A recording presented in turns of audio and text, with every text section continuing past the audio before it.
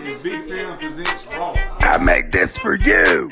It's Big Sam presents Raw. I make this for you. It's Big Sam presents Raw. I make this for you. It's Big Sam presents Raw. I make this for you. It's Big Sam presents Raw. I make this for you. It's Big Sam presents Raw. I make this for you. It's Big Sam presents Raw. I make this for you. It's Big Sam presents Raw. I make this for you. It's Big Sam presents Raw. I make this for you. Big Sam presents Raw. I make this for you. And because of deception, they're in a relationship.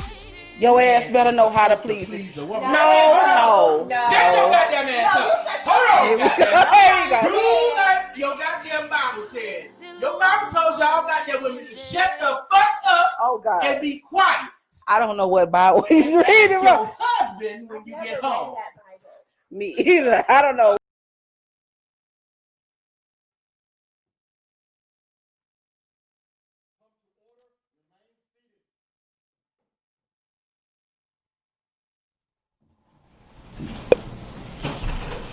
Ready to proceed?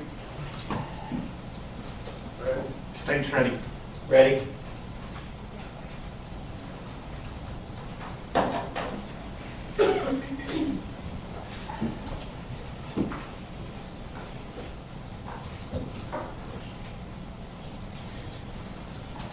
Agent Dial, I'm Franklin Hogue, along with my co-counsel Laura Hogue, who represent Greg McMichael. Yes.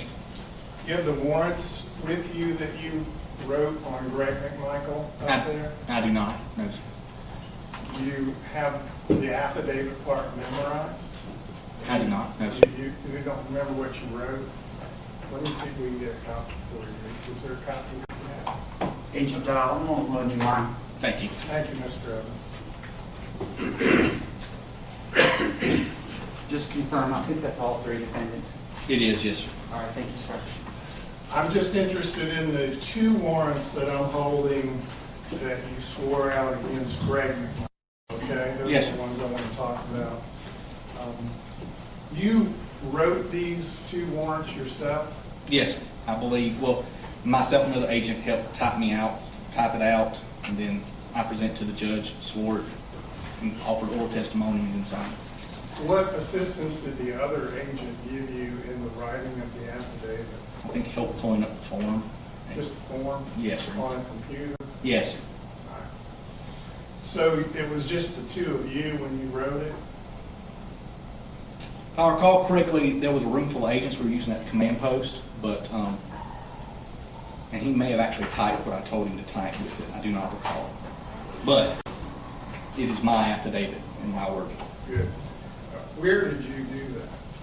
Where did you prepare? Here in Glenn County at a office we were using with the Department of Natural Resources. Now, before you wrote your affidavit, did you consult with any district attorney or any lawyer? I did, yes, sir. Which one? Tom Durden. And did you and Mr. Durden discuss the content of the charge you would put in each of these two affidavits? Yes, sir, we did. Did he help you with the wording you selected? No, sir. I prepared the warrants. I called him, read to him what I had put in there to make sure that he saw no error in the wording, and he did not. And at that point, I went and presented to the judge. All right, so you wrote them, you checked with D.A. Durden, he said sounds good, and then you went to see Judge Harris. That's correct, yes, sir. And you went to see Judge Harrison where? Here in Glenn County, I believe he's at his residence. Do you remember what time of day it was? It was towards the evening, sir. I don't remember the exact time. So the warrants all begin the same. Yours begins personally came, and then it has your name, who on oath says, and Judge Harrison put you under oath, I presume? He did, sir. And then he stood there or sat there as a residence with you and read the affidavit? He did, and then I gave oral testimony concerning the facts. Well, let me talk about that now. When you say you gave him oral testimony, That's testimony that's not contained in the affidavit that I'm looking at. That's correct, yes, sir. What did you tell Judge Harrison that's not contained in this affidavit? I presented him the facts that we had uncovered during the investigation. How long did it take you to do that? I don't recall an exact time frame. Well, let's just guess. Guessing's okay. You just gave the facts of the case, or much of them, in about 2 or 3 hours of testimony. Were you at Judge Harrison's house for 2 or 3 hours? I was not, no, sir. Were you at his house for 2 or 3 minutes? Yes, sir, more than that. About 2 or 3 minutes? No, sir, more than that. How many more minutes than that? I don't know. Approximately? I don't want to approximate. I can tell you it's more than 2 or 3 minutes, but I don't want to approximate further than Well, that. let's narrow it down then. Were you at Judge Harrison's house more than 30 minutes? I don't know. Were you there more than an hour? I don't believe so, no, sir. So you were there under an hour. Yes, sir. Did you and Judge Harrison stand or sit? I believe I was standing, Judge Harrison was sitting, if I recall correctly. So you were inside his house? I was, yes, sir. All right, so you stood, he sat, and then you told him something that's not contained in this affidavit. I gave him oral testimony on the facts of the case. That's correct, yes. All I'm trying to get from you, Agent Dial, is how in depth did you go with him that's not contained in this affidavit? I presented him the facts in as concise and as full as I was able at that point in the investigation, the facts that I had available to me. And you were able to do that from memory? You didn't have your case file with you and read anything to him? No, that's correct. I was able to do it from memory. And the best your memory serves you today, it was some time less than an hour, but you can't get any more precise than that? I don't want to be more precise than that, no, sir, because I don't want to be in error. I know it was less than an hour. I know it was more than 2 to 3 minutes. Anything else would be total guessing on my part. Let me assure you of something. You can't get dinged ever anywhere in this case if it turns out that you guess X minutes and say Judge Harrison was to come and testify at some later hearing and say, no, it was Y minutes. That's not going to happen. I'm just trying to get an idea from you how in depth you went with him that's not containing the only thing I get to look at, which is this affidavit. That's all I'm trying to get. I understand, sir. Can you give it to him? Less than an hour, more than 2 to 3 minutes. I think that's his answer. All right.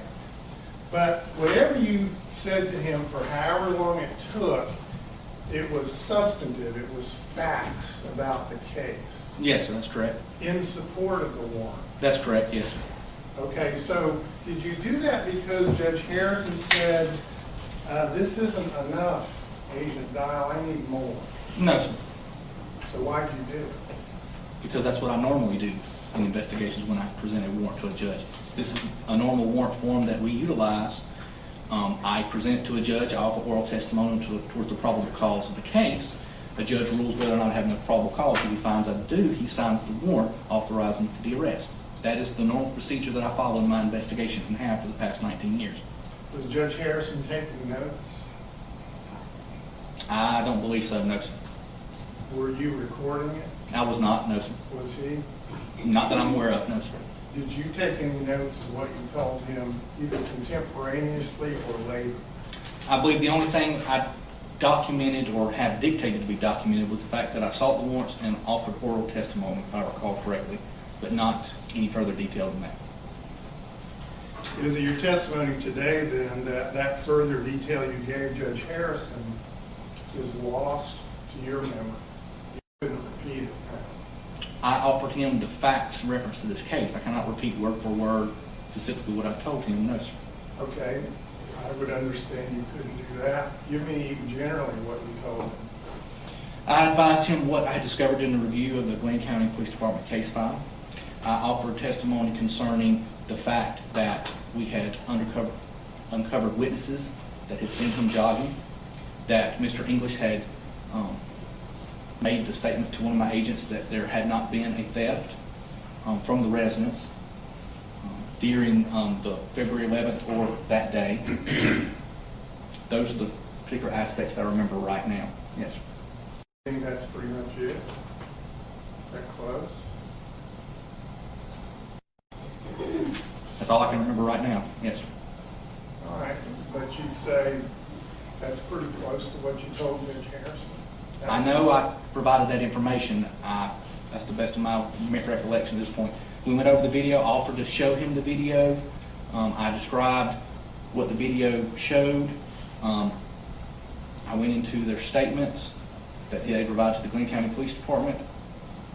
That was the substance of my oral testimony to him. You didn't show him the video? I did not. I asked if he wished to, and he did not. I did describe it to him. All right, so what you just told me in recounting what you told Judge Harrison took maybe a couple of minutes. I went into detail with him, or with you, I just talked about the topics. With him, I went into detail. Okay.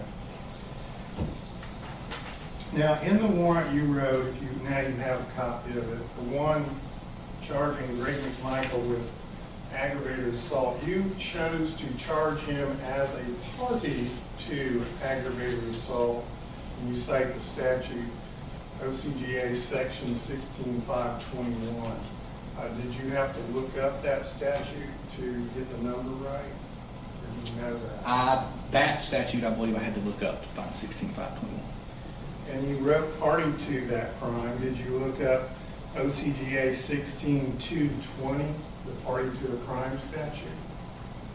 I don't recall if I looked that up or not, because I did not reference the actual OCGA number in the warrant for party to the crime. But you're familiar with that statute? Yes, sir. I charge people with party to the crime. Okay. You're familiar enough with it to know that it has several different ways in which a person can be a party to a crime? Yes, sir. And under 16220B3, the statute says intentionally aids or abets in the commission of the crime, and that's the one you chose. Right? Yes, sir. Because later on in the warrant, you use those words aided and abetted. Yes, sir. Are you a lawyer? No, sir. I'm a police officer. Well, I understand, but I know police officers who also are lawyers. I am not, no, sir.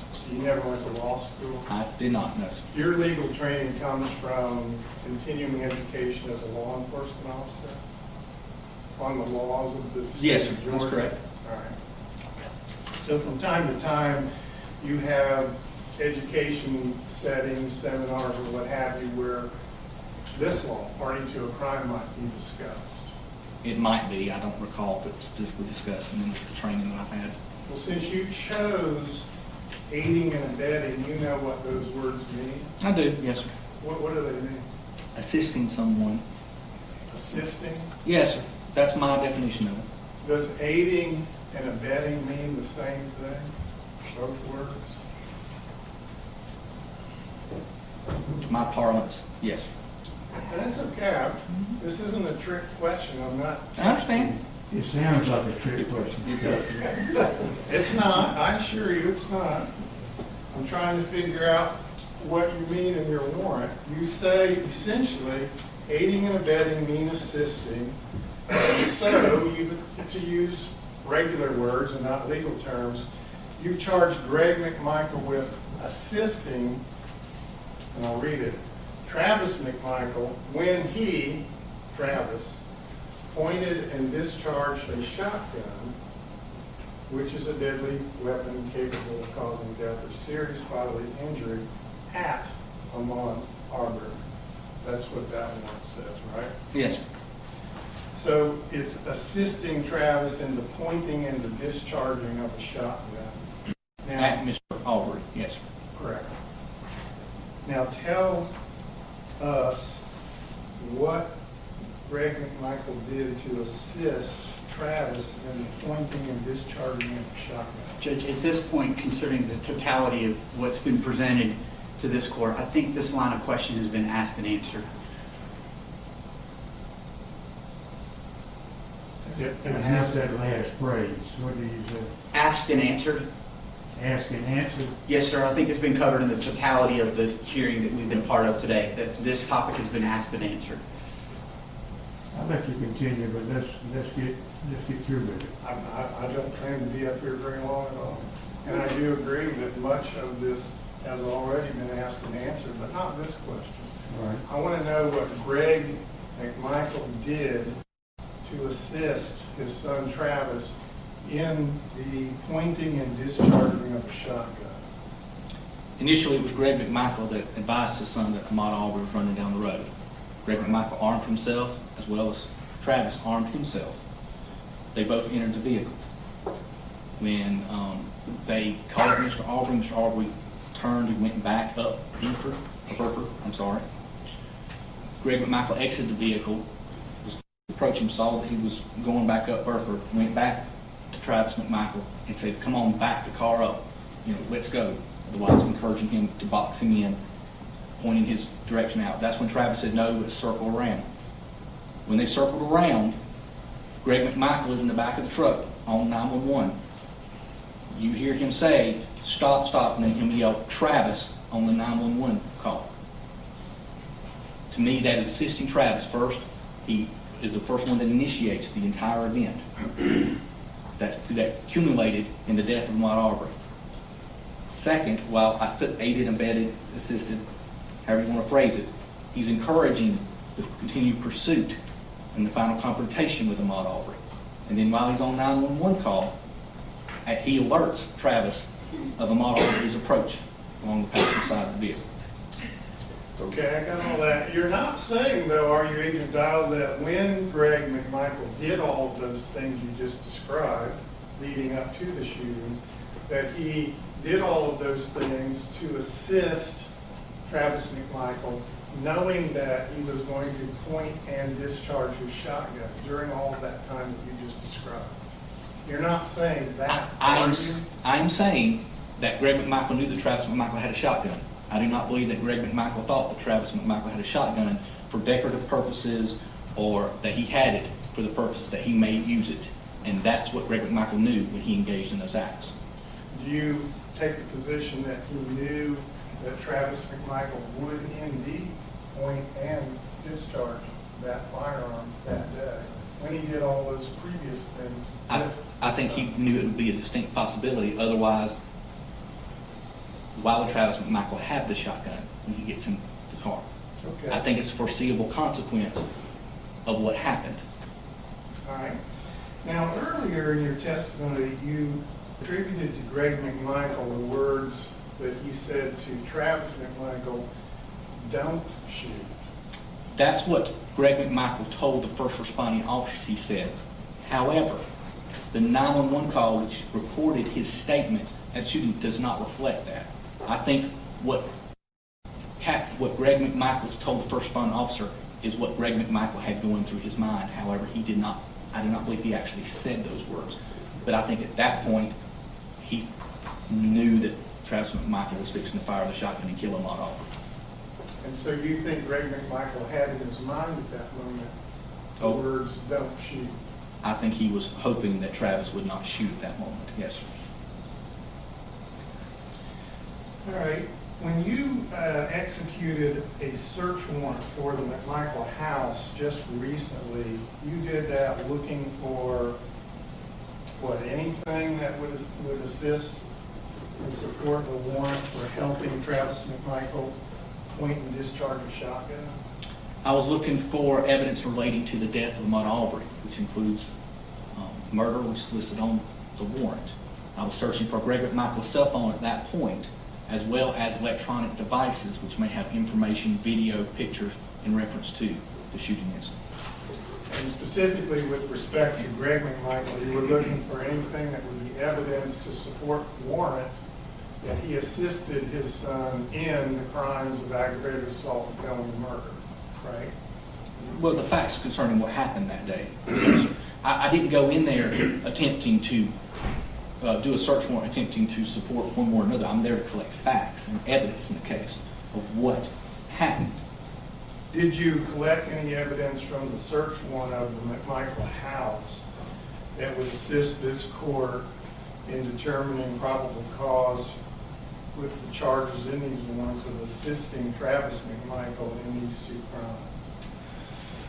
Again, we see several electronic devices. Those have not been downloaded as of yet because there was concern involving privileged information on them. They are in the hands of the techs, so I do not have that information available. However, we were able to examine the router that the was located at the residence. That's the Wi-Fi router, specifically a specific designation or name. And again, I am not a technical person, so I am relying upon my agents who are to that. An examination of Travis McMichael's cell phone that was downloaded by Glenn County PD on the day of the murder had revealed that shortly before the incident took place, that his cell phone was connected to a Wi-Fi router.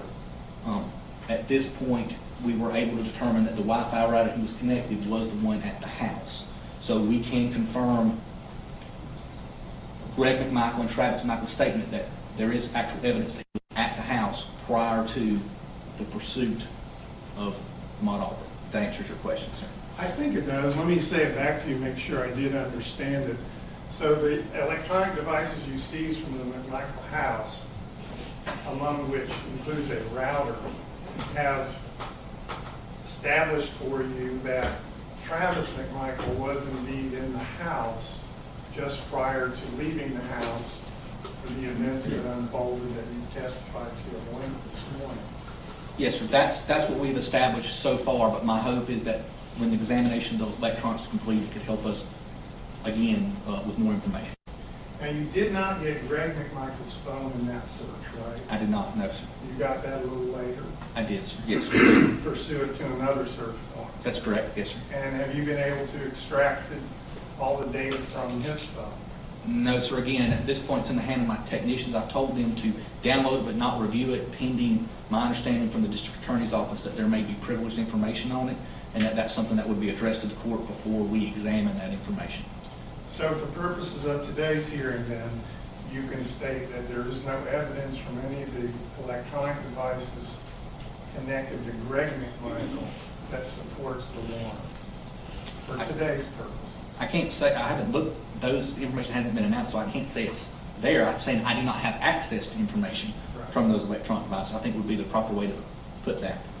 Well, I think we're agreeing. I mean, essentially, you don't have any evidence to offer today in support of the warrant that comes from Greg McMichael's phone. Well, because yes, sir, I don't have any information from his phone as of yet.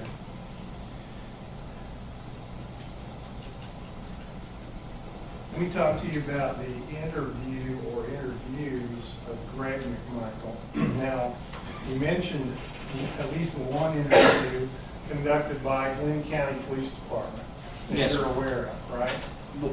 Yes, one was done at the Glenn County Police Department by a detective. One was done on scene by one of their first responding officers. And the one on scene, let's talk about that one first. Was it on a body cam? It was, yes, sir. So it's recorded video and audio. Yes, sir. You remember that officer's name? I do not remember that officer's name. He did a report, I believe it. I do not recall his name. You reviewed that body cam video? I did, yes, sir. About how long, again, I know, not pinning you down? Yeah, well, there's body cameras from the entire event that he's out there, so it's not just the video of Greg Michael, it's from the time he's there until he leaves. So I don't know how long the entire camera is or how long specifically the interview with Greg Michael was. Well, part of that, whatever length of body cam footage we're talking about, part of it included that officer talking directly to Greg McMichael. Yes, sir, that's correct. Standing outside in the street, I guess? Yes, sir, by the truck, beside Travis McMichael's truck. And no, just guess as to how long that interview was? I wouldn't hazard a guess, sir. No. How about tell us what he said during that interview? Again, you're not quoting, I know, unless you have your case file, you can read it. I don't. The best of my recollection, it was, like I said, at that point where Greg McMichael explains that he was in the back of the truck, that the guy came running towards Travis. He says there's two shots. At that point, he says that Travis had no choice but to shoot him. Greg says that he was pulling his gun, that he would have shot him if he'd got the gun away from Travis, I believe is, and that's a rough summation of his first statement. Let me make sure I understand that last part. Greg says that Greg, would have shot Ahmaud Arbery had Ahmaud Arbery gotten Travis's shotgun away from Travis. That's correct, yes, sir. Now, the interview I guess it happened at the police department Yes, sir. That's correct. later, Yes, sir. later that same day. That same day. Yes, sir. As far as you know, Greg McMichael voluntarily gave that statement. Yes, sir. He He did. was not in custody. He was not in custody, no, sir. And Not to my understanding. That statement is on video, It is audio and video. and you've watched it. I have, yes, sir. Can you estimate about how long that one is?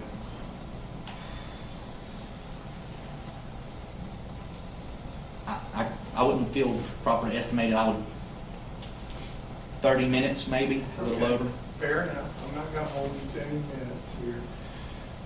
Now, that sounds like it's longer than whatever he did on the body cam, though, right? It is very much so, sir. Was he consistent in what he said during that 30-minute, and I'll just call it 30 minutes, knowing it might be more or less, that interview, was that consistent with what he said on the body cam at the scene? It was, with the exception on the scene, he made the statement that he was yelling, "Travis, don't shoot him," where when we at the Glenn County Police Department, he did not make make the statement that he had said those words. Other than that, yes, I believe it was consistent. Tell us anything he said during that 30-minute at the police station interview that would show that he knew that he was assisting or aiding and abetting, intending to aid and abet Travis McMichael in the pointing and discharging of shotgun at Ahmaud Arbery. Judge, I will object to asked and answered. Well, I'm talking about an interview for the very first time. You may go again. All right. You may answer. He outlined the facts that I presented earlier, that he was working in the front yard, saw Ahmaud Arbery run by, went into the house, told Travis McMichael that was him. They both grabbed guns, they got in the vehicle, they pursued Ahmaud Arbery. Again, he indicated that he exited the vehicle, tried to encourage Travis McMichael to go back and engage Ahmaud Arbery. Travis McMichael said, "No, get in, we're going to circle around." They circled around. He indicated that he was in the back of the truck at that point, that he saw Ahmaud Arbery come running at Travis. He says 2 shots. He's consistent on that during both statements. And he's obviously wrong about that, right? He is, yes, sir. But you don't think he was lying, he was just wrong? I do not think he was lying. I think he was just wrong. My opinion is he did not register the first shot that occurred. Fair enough. Now, so far as you know, has Greg McMichael been interviewed by any other law enforcement agent or agency after that interview that you just recounted that was that very day? He had conversations with law enforcement officers. I do not think he's been interviewed by anybody other than Glenn County Police Department. But these other conversations, then, you're aware of them? Some of them, yes, sir. And you're aware of how? I've interviewed or attempted to interview people that had the conversations with him. And these are law enforcement officers? Yes, sir. One is a Glenn County Police Department officer, and then I believe Greg McMichael had contacted the current investigator with the district attorney's office, and I believe he actually spoke with the district attorney. I do not know the substance of all those conversations, but he did speak with them. So you said you interviewed some or all 3 of those people you just Some of those, not all of them. Which ones did you interview? I've interviewed Bill Darris, which is the investigator with the district attorney's office, and I've interviewed the Glenn County Police Department officer, had a conversation with Greg McMichael. And just generally, what did those 2 officers tell you Greg McMichael said about the event? In particular, I'm looking for, did he say anything different, inconsistent? No, sir, I don't believe he said anything different than what he said during the interview. So whatever he said to them, we don't need to go over it, is consistent with what he said on the body cam and in the interview. Yes, sir, that's correct. All right. Are you aware of any others besides the ones you just named that I used the word interview, those were not really formal interviews, were they? No, sir, they were just conversation statements about the event.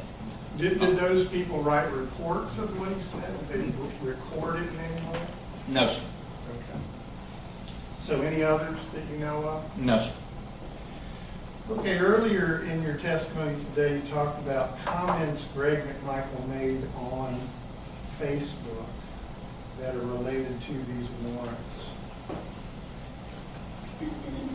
Can you generally sum those up?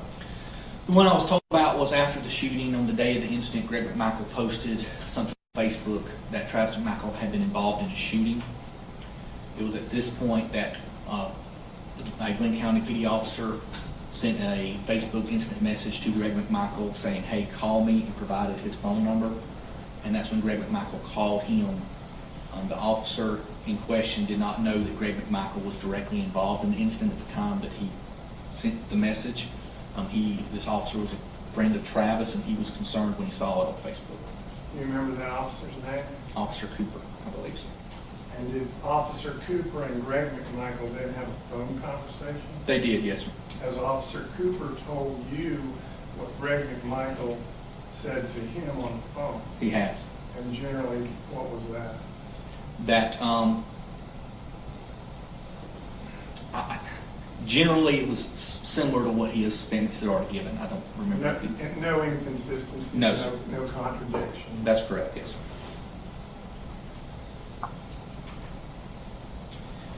Now, I'm not going to have you get that map out, but we're generally familiar with all the not that many streets in Satilla Shores. Yes. And you can enter that subdivision off of Highway 17 in at least maybe only two ways. One is Zellwood Drive and one is Satilla Drive, right? Yes, that's correct. So when you enter off Zellwood from Highway 17 and you can come up to the intersection of Satilla Drive, you can turn right on Satilla and go down past where the English house is, where the McMichael house is, right? You want to look at the map? Well, if you come off Zellwood, you would turn down Holmes, or there's another street that you could turn down. Well, Zellwood, one end of Zellwood terminates right there at Highway 17. You have the map? Yes, sir. Yes, sir. Where I'm talking. Yes, sir. If you come down Zellwood to go to Larry English's house, you would have to turn down a side street and then get to Satilla. Okay. If you follow what I'm saying, sir. But that little side street, does it have a name? Yes, you could turn down Holmes, or you could turn down Jones Road. Okay, but before you get to Jones or Holmes Road, wouldn't you cross Satilla Drive on Zellwood? Oh, that's what you're saying. Yes, yes, sir. You could come off that road and go with it. Yes, So sir. we're tracking. Yes, sir. I'm sorry. I thought you meant going on further down. No, what I'm trying to get at is this. You can, say you're coming down 17, you can turn right. That would be if you were heading southeast on 17. You could turn right on the Zellwood, come up to Satilla, turn right on Satilla, and then you'd be headed down toward the English house, McMichael house. You could, yes. All the streets where all this happened. You could, yes. Or you could keep going down 17 and you could just turn right on Satilla Drive and then go on into the subdivision that way, right? I believe so, sir. Okay. I think you might have lost me a little bit here in that. Well, here's what I'm going to get at with that set of questions. All the streets we're talking about, Zellwood, Satilla, Jones Road, Holmes Road, there's Burford. Mm-hmm. Those are all the streets in issue here. Yes, sir. Have you been around, meaning you and all your law enforcement agents, been around to knock on every door on all those streets to ask the residents if they saw anything or if they have surveillance cameras in their homes pointed at the street? Yes, sir, I believe so. We did a thorough neighborhood canvass of Satilla Shores, as well as the area where Mr. Arbery lives, as well as the next subdivision over, asking the same questions. All right, good deal. Sticking just with Satilla Shores, though, are you saying that you and your agents in this canvassing have indeed gone to every house in there on these streets that we're talking about? I believe so, sir. I'd have to check the map that we did, because we did a thorough canvass of that. And the mission of the canvass was what I just said, to ask residents, did you see or hear anything, and do you have surveillance cameras, and can we look at them? And if you've seen Ahmaud Arbery running in the neighborhood. And have you seen Ahmaud Arbery running in your neighborhood? Yes. All right. Did you find anyone in that canvassing who said, yeah, I saw something relevant to the day in question, February 23rd? Other than the people we've already talked About, thank you. Not any that saw the event occur. I do not believe so. We asked about surveillance video. There was none other that we gathered from those inquiries involving surveillance video of the area. Like I said, we did uncover people that saw Ahmaud Arbery running in the neighborhood in the past. Okay, so nobody saw or heard anything other than the people we've talked about. Of the actual incident, yes. Right. I believe. And, But what they heard, we did find people that heard the gunshots, yes, sir. okay. Yes, All sir. right. Fair enough. Tell me about the collection of any surveillance video. How many surveillance videos from homes in the neighborhood do you have?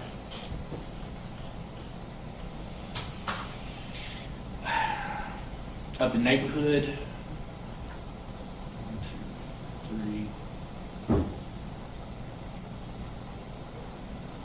I believe 4 to 5, but I'd have to check of what we have that we could stitch together the path. Okay. And have you begun the process of taking those 4 or 5 videos and trying to make one whole video? We have, yes, sir. That's been accomplished with the exception of Mr. Bryan's video has to be incorporated in it. So we Can you didn't get name to- those 4 or 5? There's Bryant's, there's who? Diego Perez? No, sir. I don't believe no, sir. We got video from Mr. English's house, from the gentleman across the street from Mr. English's house, from Mr. Bryan's house. There's at least one other surveillance video that's along the path. Do you know which street that one was? Not without referring to it. That's something that Glenn County PD had obtained the day this occurred. And there may be one other, I'm not sure, along the same, that would show just running. So the others that you can't remember whose they are, they just show Ahmaud Arbery running? Yes, sir, at the time of the incident, yes, sir. Do you know if any of those that show Ahmaud Arbery just running are on Zellwood Drive or Satilla Drive at any point off of Highway 17 before he would have arrived at the English house? Following the question? Yes, sir.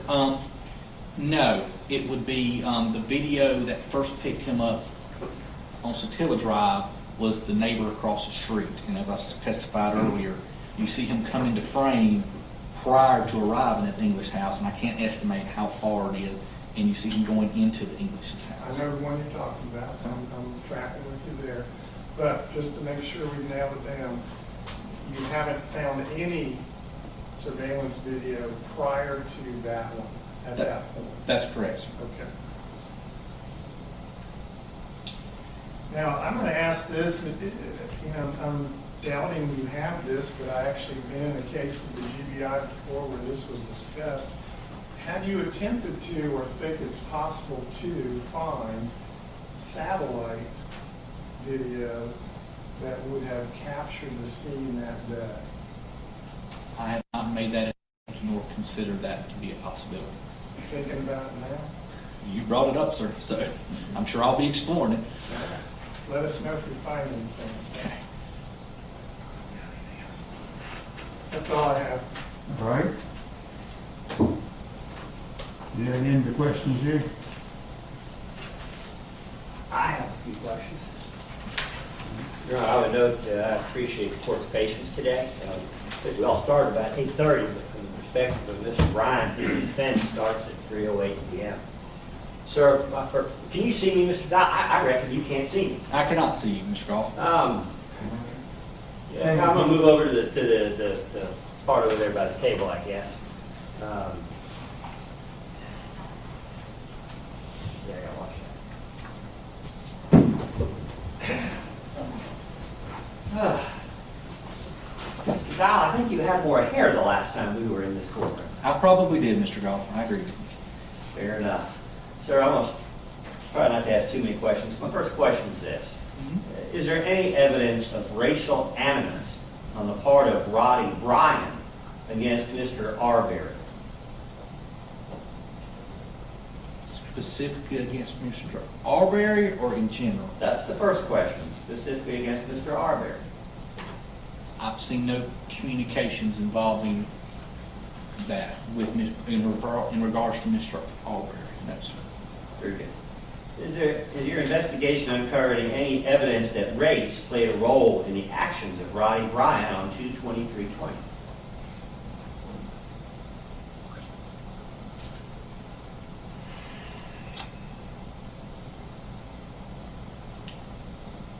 Mr. Goff, I'm trying to answer your question as thoroughly as I can.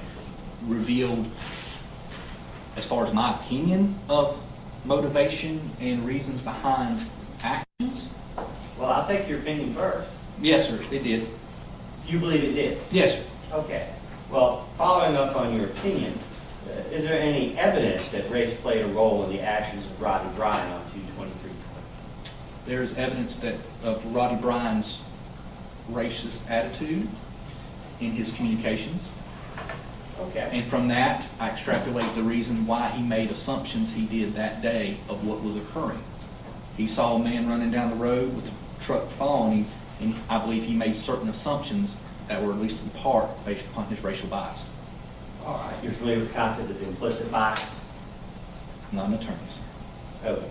All right. Let me be more specific. Did your investigation uncover any trash talk on social media by Mr. Bryan against Mr. Arbery or his family or anybody else? No, sir. Okay. And we'll get into some of those details later, but it's fair to say that Mr. Bryan gave you access to approximately 5 years' worth of posts on social media. Yes, sir. He was cooperative and gave us access to everything. So we don't have any racist talk on there, do we? Not in social media. There was on his phone communication. On his phone? Okay.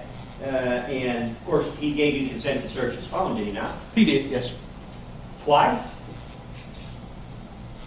On May 11th and May 13th? I believe so. I think there was some issue with getting access to the phone, I believe. But I was not involved in the download of the phone. Again, technology is not, I'm not the most conversant in that, and I had another agent that was assisting with that. Okay. Well, He was very cooperative in providing the phone, yes, sir. well, we may disagree about the law here, but on the facts, we seem to largely be in agreement about that, if I'm judging it correctly. Did you find then something on his phone that you found troubling with respect to whether this case involves racial animus? I did, yes, sir. Can you tell us what that is? There were various comments that Mr. Bryan made concerning race, using racial derogative terms, statements that he made in reference to, I think he was at an airport, and he said it's great, there's not as many, and he used a racial term up here. Stuff that I felt showed his viewpoint and bias that I believe, based upon my opinion, played a role in how he interpreted what he saw that day and the actions he took. Well, we can agree that people's life experiences do affect how they see things. Absolutely, yes, sir. And is it fair to say that there were several thousand Facebook posts over that 5-year period? I believe there was a lot, yes, sir. Like I said, I didn't count it, but there was a lot of posts, a lot of And information. thousands of texts on this telephone. There was a lot of information, yes, sir. And how many of these suspect or questionable communications do you identify? Well, again, I've had intel analysts trying to keep track of it. I am personally aware of several. I can't give you a number. So it's fairly, we're talking about several texts out of several thousand. Yes, sir, but I don't have a complete number of how many are going to be involved in racial talk. I was made aware of several that I personally found very disturbing concerning the references that were made. As far as a total number of text claims, I do not have a number for that. Of course, those communications are also not, however regrettable and unfortunate, not all that uncommon in the South, are they? I will tell you, sir, there are terms that he used that I've never encountered before in my experience for racial term he used. As far as the generality of racial comments, I don't know, Mr. Hall. I suspect there are people in this courtroom who can educate you about a whole lot of inappropriate terms. That's a conversation for a different day. Next question for you is this. The Glynn County Police Department received consent from Mr. Ryan, did they not, to fingerprint his vehicle? They did, yes, sir. In fact, they did that. They did, yes, sir. Took photographs, whole 9 yards. Yes, sir, they did. Have we determined whether Mr. Arbery's fingerprints are in fact on Mr. Ryan's vehicle? The fingerprints have been submitted to our lab. However, I do believe, based upon the Glynn County report they did of the analysis of the prints they lifted, that it's going to be a palm print. We have been unable to locate any palm prints for Mr. Arbery, but I have sent, because Mr. Brian and another individual who had access to the truck has provided palm prints, so we've sent those up with the fingerprints to rule them out as the possible contributors to palm print. Very good. And that's right. Mr. Brian and his fiance consented and gave you their finger and palm prints, did they not? They did, yes, sir. All right. Where was Mr. Arbery's motor vehicle located at the time of the shooting? At the exact time of the shooting, I do not know, sir. We have spoken to neighbors who indicated that he routinely kept the motor vehicle at the front yard of his residence, that it would often, he would run, so he wouldn't drive it very often, and the battery would go dead, and he would borrow jumper cables, jump it off, and let it run for a little bit, but apparently he was very much in the practice of running to different locations versus driving the car. Okay. Well, eventually you did locate the motor vehicle, did you not? I don't know if one of my agents have laid eyes on the motor vehicle or not. I don't know, sir. Well, certainly there's no evidence that Mr. Arbery had a whole bunch of other people's things in his car, right? Oh, and that's part of my evidence. You found no evidence. That's right. That's right. Okay. Very good. You have seen the full video that was provided by Mr. Ryan to the Glynn County Police Department on February 23rd? I have, yes, sir. All right. Both in that video and the one that was released by someone other than Mr. Ryan, Yes, sir. there appears that Mr. Arbery dropped something along the way prior to being shot. Have you located that item? There was discussion about dropping something. I didn't see him drop anything. I had an agent look, and there was a stick, I believe, that he identified as what people were alleging was a hammer or something along those lines. Okay. My agent reviewed the video. It's he says what they're identifying as a hammer is not, and that was his analysis of it. Okay. But they did on the video, they did confirm that he was carrying what looked to be a stick. That I do not know. I know there was discussion of it being a hammer that's on the road. They're saying drop, and my agent said no, that is a stick that's on the road. Well, we know there's a lot of information, facts out there supposedly that we all know aren't really true. That's correct, sir. So there's no hammer. No, sir. All right. Did we see some place in evidence a stick on the side of the road? No, sir. Then I take it we don't have any fingerprints of this stick. No, sir. Very good.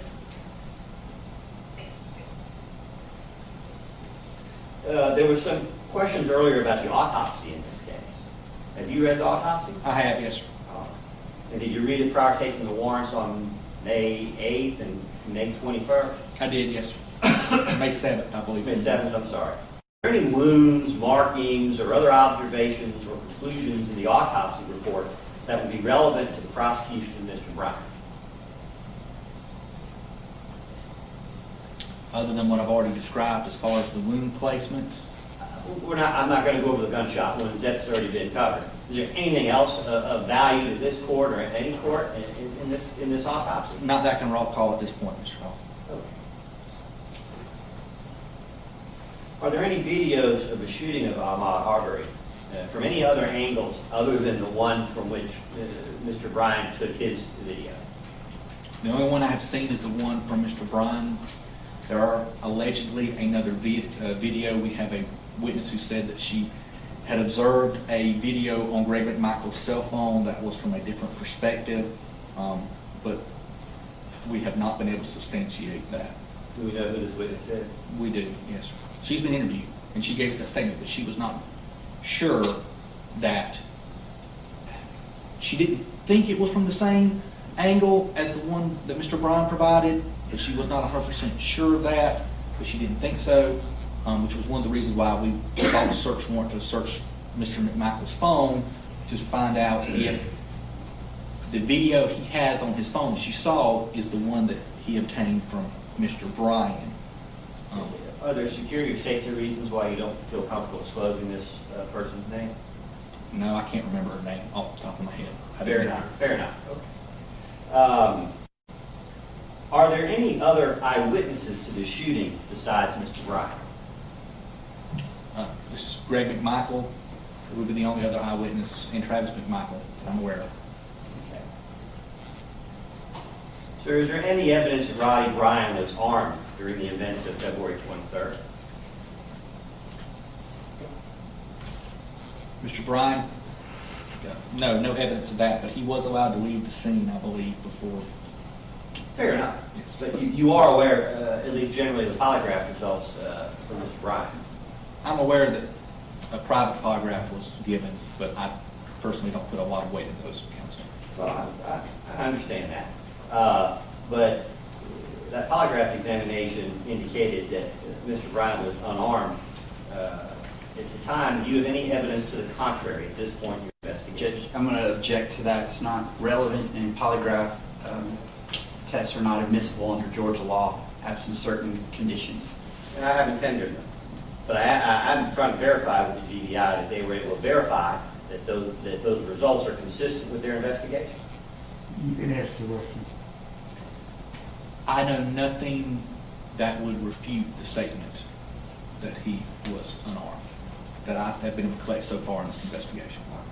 And is your investigation consistent with the polygraph results to the extent that there's no evidence that Mr. Bryan was in communication either with McMichaels or anyone else prior to the shooting that day about anything going on in the neighborhood?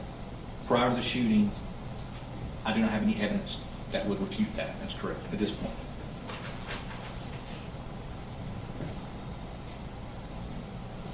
Now, going back in time, Mr. Bryan submitted voluntarily to an interview with the Glynn County Police Department at the scene of the shooting on February 23rd, did he not? He did, yes, sir. He invited Officer Minshew to come, I think it was Officer Minshew, to come sit in his car and look at the video in his car. Yes, sir, that's correct. And there's been some question about the number of videos. The first video in this case that was released to the public, that is a video that was actually prepared or produced by the Glynn County Police Department themselves. It was, yes, sir. Officer Minshew, and it's reflected on his body cam, attempts to cut the video down to what he figured was the relevant portion so that he could transmit the video from the phone to a place, I'm assuming email it or text it, to a place where they could gain access to it. I believe he was unsuccessful, which is the reason why, or one of the reasons why a download was requested and granted by Mr. Bryan of the phone to extract the full video. But it captured both videos because it had already been created.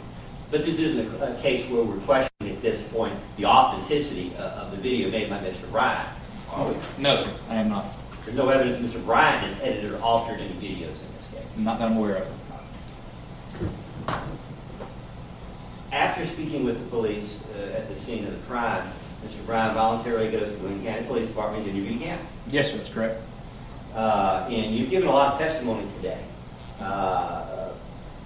Basically, there's a statement on the scene to Officer Minshew.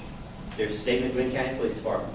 Now, there's two subsequent statements on May 11th and May 13th with Agent Jason Seacrest at your temporary operational headquarters or whatever? Yes, sir. Okay. The first statement to the two statements to the Glynn County Police and the two statements to the GBI, are they all basically consistent? Yes, sir. I would agree with that. They're basically consistent. There's no question in this case as to whether Mr. Bryan has ever lied or attempted to deceive your agency or any other about this matter. I've got no evidence that he has lied in reference to that. Then I'm going to save you going through each statement, all that stuff. We've been here a long time. But basically, Mr. Bryan has fully cooperated with your investigation. He has, yes, sir. Is there anything that he's requested Anything that's been asked of him that he's been unwilling to do? Not unaware of, no, sir.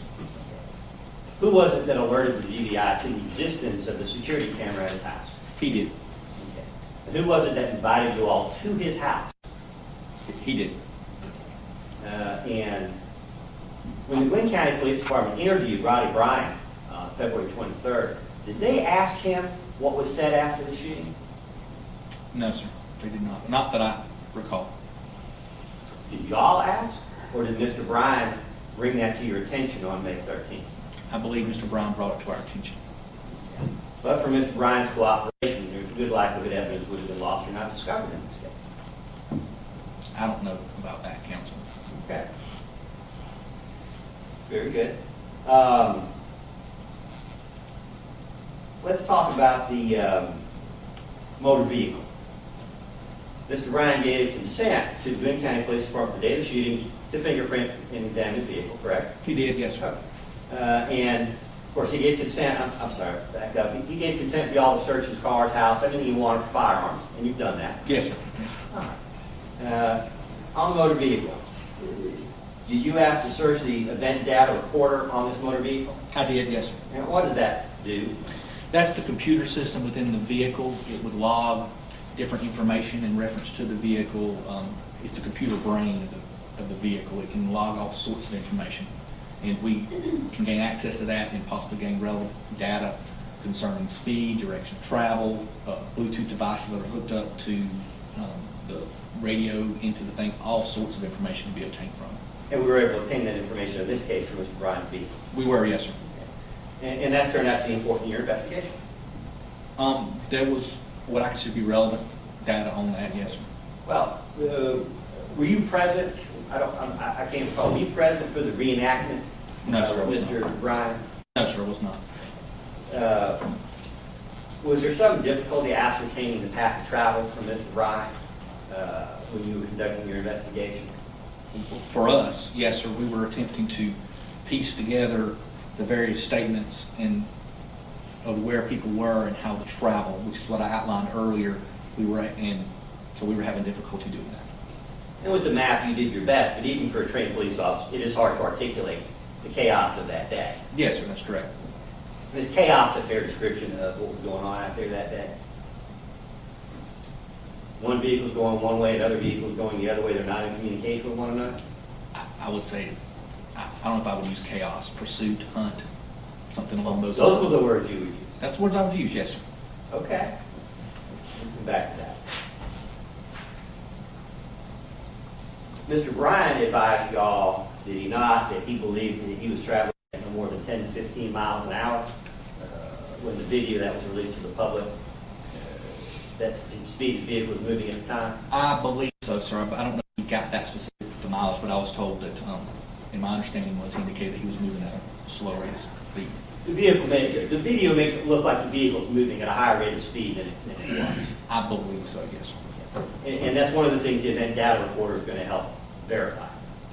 It could. I don't know if it's going to help in this particular instance. And the total distance of the trip that Mr. Bryan made that day, in actuality, appears to be much shorter than it might appear, just looking at the map.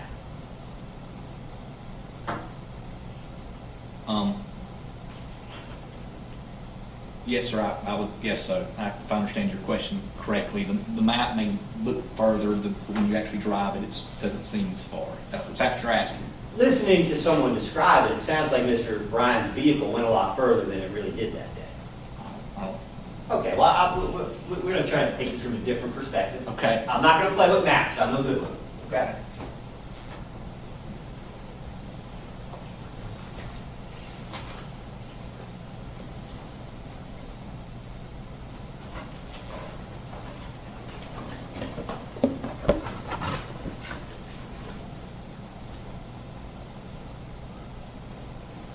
But with the court's permission, I will borrow the easel. It is kind of helpful. And I'm going to try not to trip over anything on my way back through the jury box. I hope that wasn't anybody laughing at me.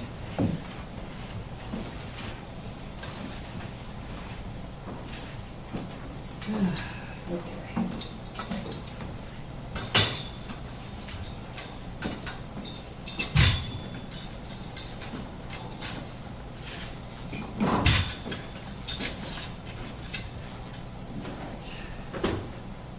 It's kind of low, isn't it, sir? All right, now, hold on 1 second.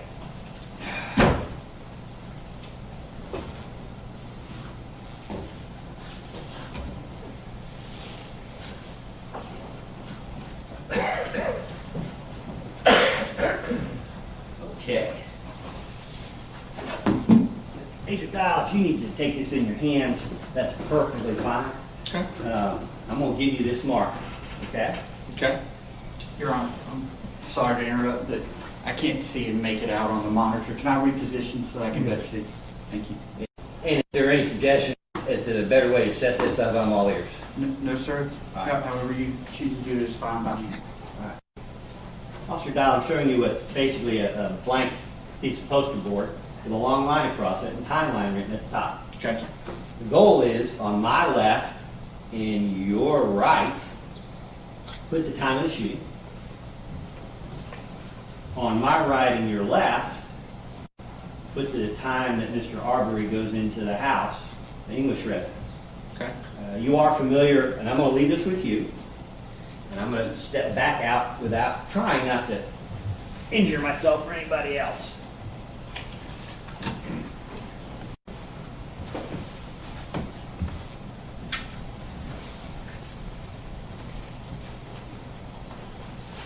And Madam Court Reporter, you can still hear me?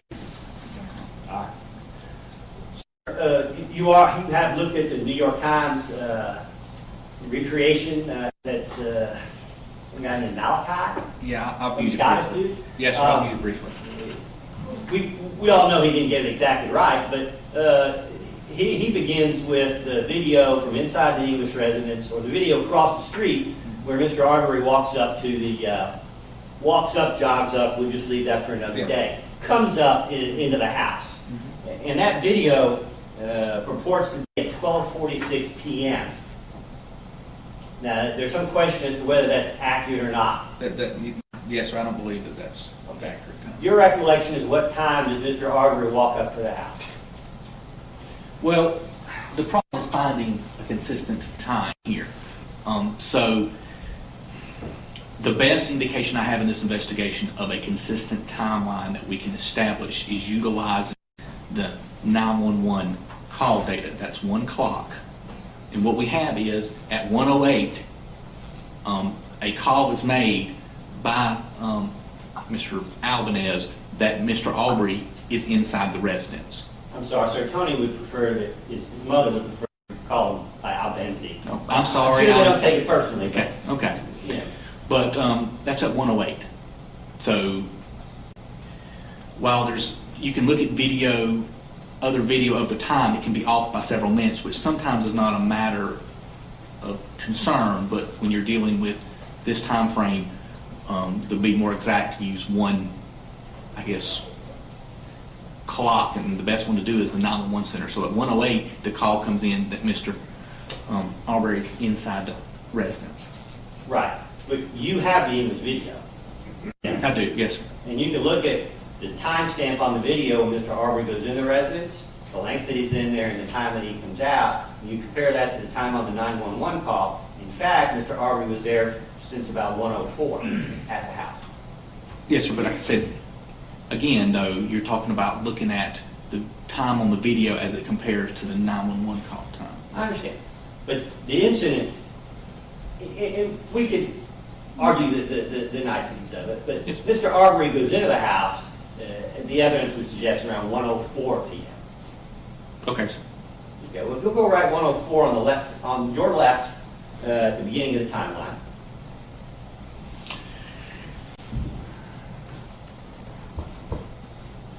Okay. All right. And then the 911 call is at 1:08? Yes, Oh, hold on. Oh, I got ahead of myself. The shooting, as best you can determine, takes place at 1:16, 1:18? 1:15. 1:15. Again, the Wayne County Police Department arrives at 1:16? Yes, sir. All right. So we believe the shooting took place at 1:15. Greg, that's when Greg Michael was on the phone with 911, and that is approximately, when it picks up, then you hear him making the statement. So the shooting happened within a few seconds of him All right. on that one. So on the right-hand side, put 1:15.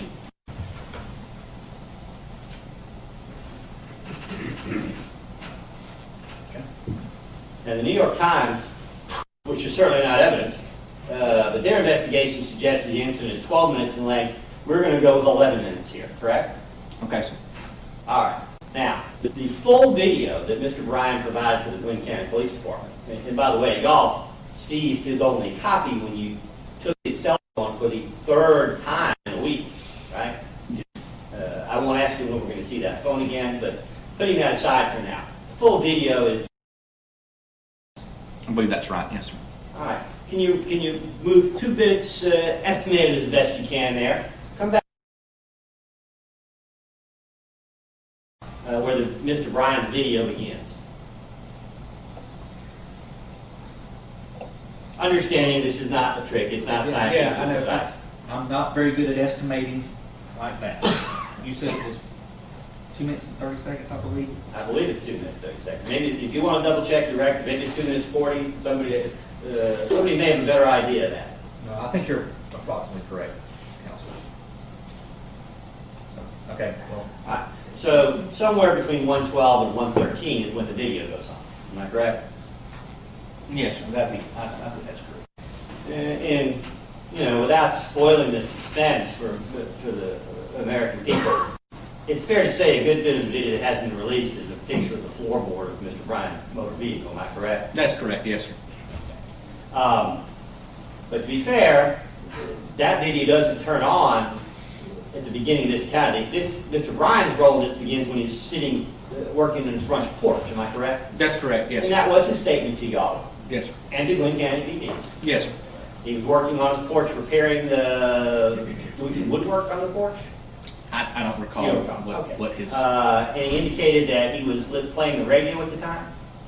I don't recall that. Okay. I don't recall that. And I believe he indicated in his interview with y'all that he was somewhat hearing impaired due to too many years listening to loud music. That sounds correct. That's correct. All right.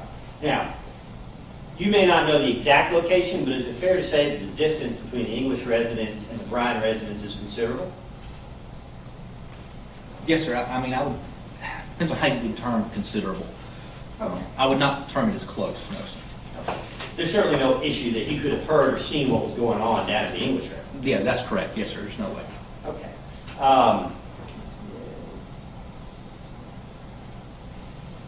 Based on the recreation of his path of travel by Officer Seacrest and the other agents on May 13th, which I believe, that was video recorded, was it not? It was, yes, sir. And I'm sure there's reasons why you don't want to share that today. That's a conversation for a different day. But, well, if you do, we could set the equipment up, but I don't think we really want to go there today, do we? Okay. Most of Mr. Bryan's role in this case, it starts from his security camera video. Have we been able to identify the timestamp, the reliability of the timestamp on his home security system?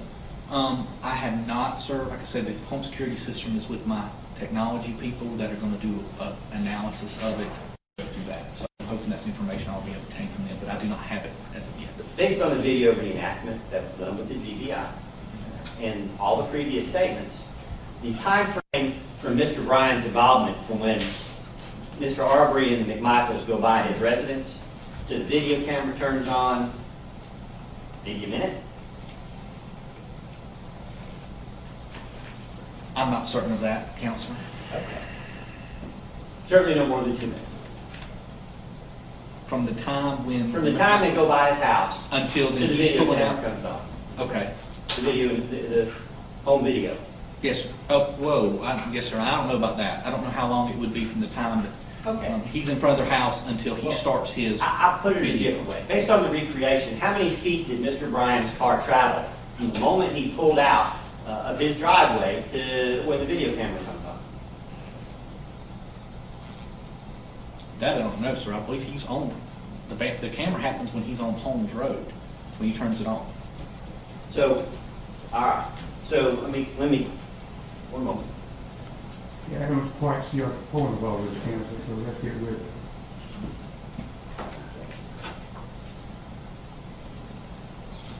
When we look at the time frame involved, Officer Dial, isn't it fair to say that Roddy Bryan's involvement is at most the last 1/3 of this incident maybe less than 1/4. The vast majority of the activity in this case precedes his involvement in it.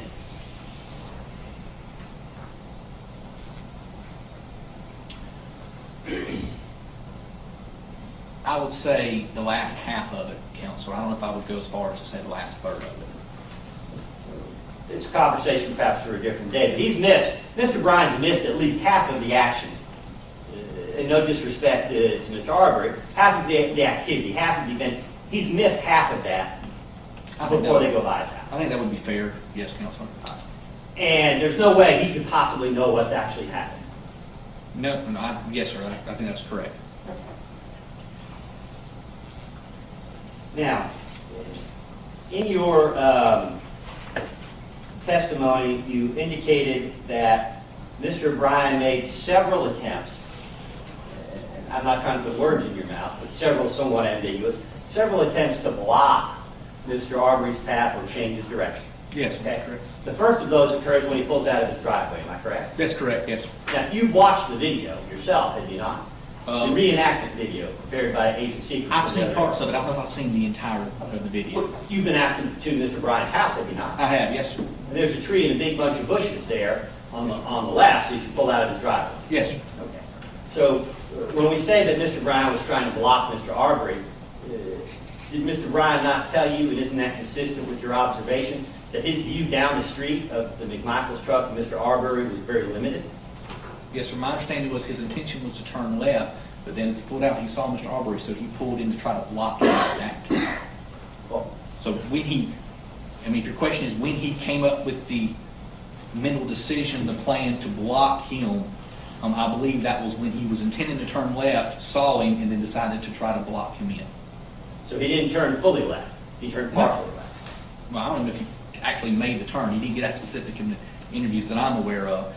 He just indicated that he was pulling out, Okay. saw them. That's my understanding, Counsel. Well, we're not going to quibble over those details today. He pulls out in the street, and Mr. Arbery runs to the drainage area that's to the side of the street. Yeah. Okay. That is the first time that you contend that Mr. Bryan tried to block the path of travel of Mr. Arbery. I believe that was what. I believe that was the statement that was given. Yes, sir. That your investigation. That's what you believe. Yes, sir. Okay. What's the second time that Mr. Arbery tries to block the path of Mr. Arbery? Mr. Bryan indicates that he tried several times to block him in his statement that he gave to the Glenn County PD on the day that this occurred. That there were multiple instances that he tried to block him in. Is also referenced at the time on Holmes Road that he tried to block him in as well. Well, I'm trying to go through them one at a time. We've discussed where he pulls out into the street, and Mr. Arbery actually turns out to be right there. We've discussed that. What is the next time? I understand from the Glenn County, the statement given to the Glenn County Police Department is very difficult to get into some of those details. Am I correct? Yes, sir. They didn't. You're asking me to parse out exactly the location of where he made this move, whatever. That was not covered in the Glenn County Police Department interview. It was just his statement that he tried multiple times to try to block him in, to stop him, detain him, whatever phrasing you would like to use in reference to that. Well, Mr. Bryan never used the word detain, did he? He did not. No, sir. He said Stop, block, stuff like that. Yes, sir. Okay. Which to me means detain. Well, we may disagree about the legal consequences of the facts, but that's neither here nor there at the moment. But when Mr. Bryan came to see y'all on May 11th, of course, that conversation was to fill y'all in on events since he had left the Glenn County Police Station on February 23rd. Those were the parameters of the interview. That was the parameters of the interview, yes, sir. But that. By mutual agreement. Yes, sir. Okay. So y'all didn't have an opportunity that day to get back into the events of February 23rd. That's correct, sir. I think that was the agreement that they would not explore that part in that day. But then on May 13th, after the polygraph results came back and furnished to the GBI, Mr. Bryan agreed to answer all of the questions. Yes, sir. I believe so. But there was some issue as to Mr. Bryan's ability to articulate the path of travel, which had been your concern? I don't know if there was problems with him articulating. There may be problems with us having a good understanding of what he was trying to relay. And I don't know where the fault was, but I think the decision was made to videotape and have him drive back to help us get an idea of path of travel. Yes. So when he goes back to Satilla Shores with the agents and takes them back through for this video reenactment of his path of travel, at that point, y'all have information you can answer more specifically. What's the second time that Mr. Bryan attempts to change or block the path of Mr. Arbery's travel? Counselor, I don't know if they went into those kind of details. That was not imparted to me of the exact location of where he tried to block them in. Like I said, my understanding and my review of the interview Glenn County did on the day that this occurred, he admitted to making multiple attempts. Now, you're asking me where these occurred at. I do not know if those were covered during the recreation or not. Okay. Agent Dial, I'm not trying to put you on the spot. There's 40 gigabytes of evidence in this case. I mean, Yeah. no one wants to be in your shoes. Yes, Your okay? Honor. But to be fair, you actually haven't watched the video reenactment that Mr. Bryan spent the afternoon working with your agents on. No, sir. I've watched some of it, but not the entirety. I'm testifying too early. So your testimony that Mr. Bryan attempted to block or change the travel of Mr. Arbery several times is based solely on the Glenn County Police Department interview. No, sir. The agent that did the interview with Agent Secret Yes. reported back to me Yes. the salient details of his interview with Mr. Bryan. That's how that works in an investigation. The agents do interviews and they report back to the case agent, whichever, what salient information they obtain. Later on, they then prepare a report. Later on, when I get the report, that's when it's reviewed and gone through. Okay. That's how the process of investigation goes. And we all know Officer Secret is a very capable agent. Very much so, yes, sir. But for the sake of the judge, he's trying to ascertain whether there's probable cause to support the arrest warrant that alleges control the direction and detention, confined and detention. We've talked about the one incident when Mr. Bryan pulls out of the driveway and finds Mr. Arbery is not down the street being chased by the McMichaels. He's coming back right in front of him, literally. We've discussed that.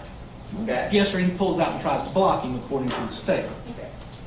What is the next time on this timeline? When is the next time that Mr. Bryan attempts to do that, and how does he do that? Or are you in a position to say today? I am. He made several attempts with his vehicle to try to block in Mr. Arbery as he was going down the street from his residence to the intersection with Holmes Road there. And you said that. What I'm asking you, and if I'm not saying it correctly, feel free to help me understand the confusion. You said that happened several times. We've discussed the first time. Yes, sir. Several usually means two or more. Tell me the details, if you have them, for the benefit of the judge. Tell me the details about the second time, the next time, that Mr. Bryan attempted to block the path or direction of travel of Mr. Arbery. I am repeating his words of what he said he did. He did not say specifically, and this time I did that, he made the statement that several times he attempted to use his vehicle to block in Mr. Arbery. He delineated the first time it happened. Then he said several times. That also is confirmed with Greg McMichael's statement, which indicates that Mr. Bryan was trying to block in Mr. Arbery. Well, that's good. But what I'm saying is, when your agents take Mr. Bryan out to Satilla Shores to create this video, Yes, sir. and lead him through that video, what is the second incident that's on that video? Judge, I'm going to object. This has been asked repeatedly and answered. I agree. I think he's answered that question several times. He's answered it 2 or 3 times, Counselor, so let's move on to something else.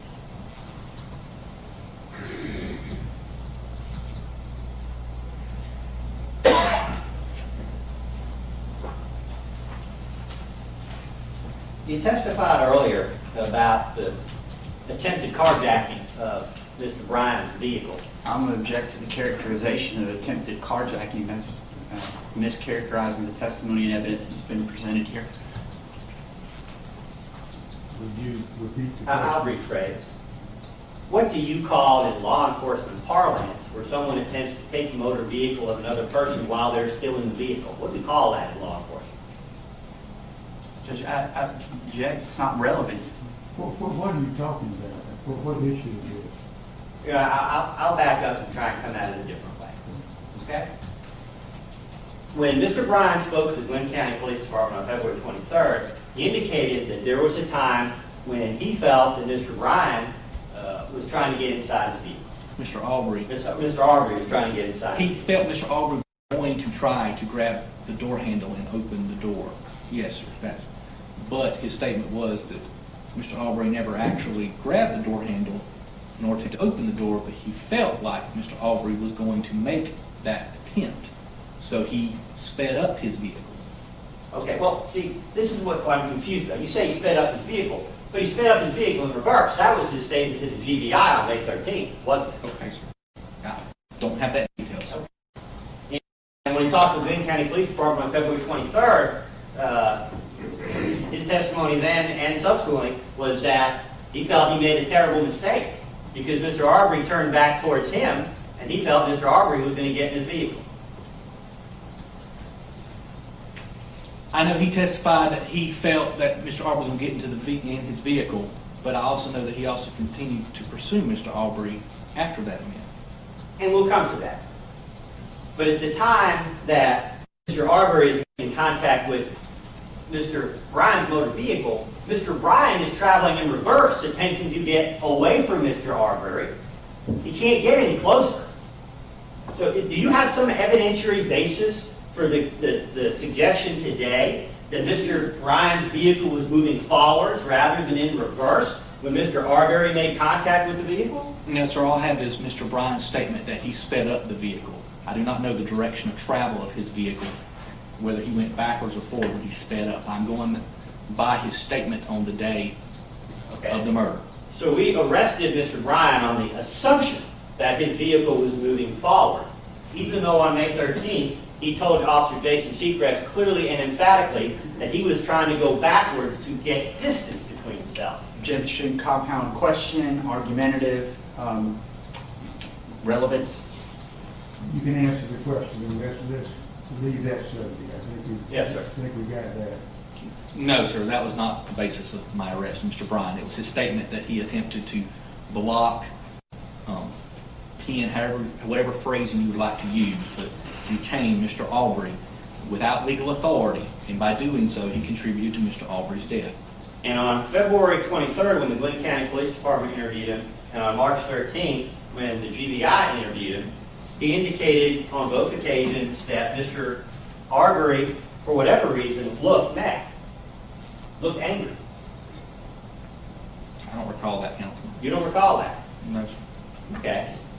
Now, of course, if a bunch of white people that you didn't know were chasing you around with cars and guns, you might have reason to be mad, right?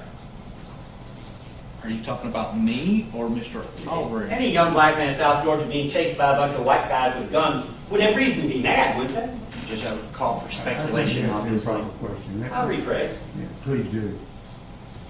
Mr. Bryan indicated that he felt threatened by Mr. Arbery's actions. Am I correct? I believe he felt that Mr. Arbery was going to try to open the door, if that's your question about that part. Right. Yes, sir. But Now- then again, he also then continued to pursue Mr. Arbery, and we're basing it on Mr. Bryan's statement to that effect. And do you dispute that a reasonable man sitting in Mr. Bryan's shoes at that moment in time would have probable cause to believe that his motor vehicle was about to be stolen? Objection, that would call for speculation as to what his client was thinking. Sustained.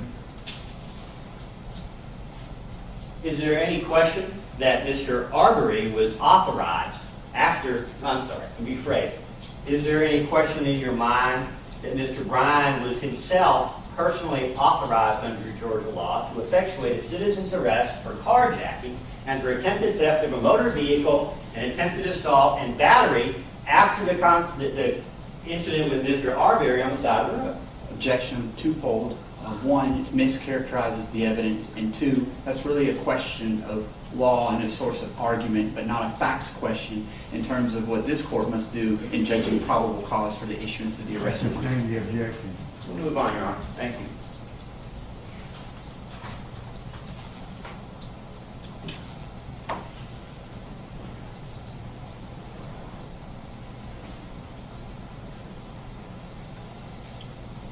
All right. So your testimony today about the interview with the Lynn County Police Department on February 23rd, that nothing that's happened since February 23rd in your investigation has changed in any meaningful way your understanding of the case with respect to Mr. Bryan's involvement.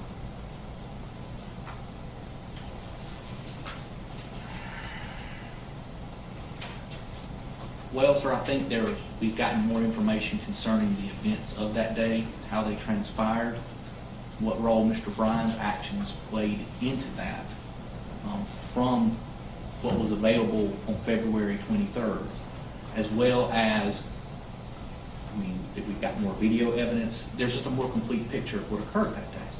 Well, certainly, the Georgia Bureau investigation has spared no effort in thoroughly investigating this case from every conceivable angle. Am I correct?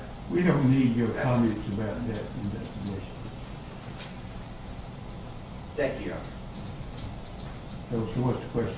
The question is, in terms of the probable cause to arrest Mr. Bryan, what changed between February 23rd and May 21st other than Mr. Bryan publishing the results of his polygraph results to the media? Judge, I'm going to object to the relevance of that. The question is the facts known at the time of the issuance of the warrant, whether that warrant was obtained months down the road or it was obtained the day of. It's really not pertinent and relevant in terms of what this court must decide about the probable cause for the issuance of the arrest warrant at the time it was obtained. I sustain the objection.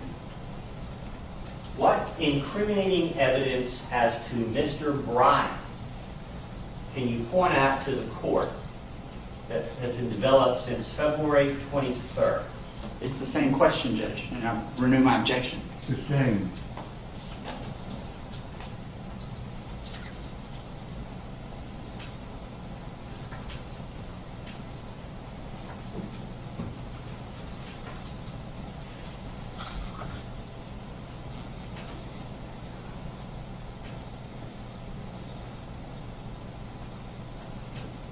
No further questions, Your Honor. Right?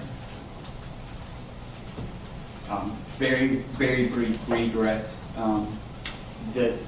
So there's no confusion about the timeline here, Investigator Dial, piecing better together the 911 phone calls in particular. Are you able to give the court an estimate of how long in total Mr. Arbery was running from the people that were chasing him? Yes, sir. The best estimate, again, the 911 call came in at 1:08.